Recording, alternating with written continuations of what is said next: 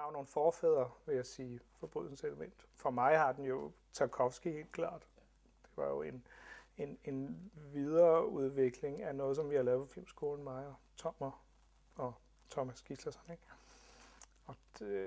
Og som var baseret for mit vedkommende meget på Tarkovsky, som jeg var fuldstændig pjattet med, for nu at sige det. Hvad jeg stadigvæk er, når jeg ser klip fra, undtagen fra de sidste hans film, så er jeg stadigvæk helt bjergtaget. Der har været en masse svensk om ham, men har han været død i 10 år? Det må han jo have været. Nå, det ved jeg ikke. Der er i hvert fald en eller anden anledning til, at der har været en masse svenske udsendelser. Om det var specielt i tiden Tarkovsky, det ved jeg sgu ikke. Tarkovsky er jo uden for tiden, synes jeg lidt, fordi han har jo aldrig, det har ikke ligesom været en bølge eller noget, der er ikke noget, der rigtig har lignet, så det du kan jo ikke se, det tror jeg ikke, der er nogen, der kan, dine egne film, som man ser en anden film. Det kan du ikke, fordi jeg er fuldstændig sikker på alt det, som er guddommeligt ved Tarkovsky, der var han siger,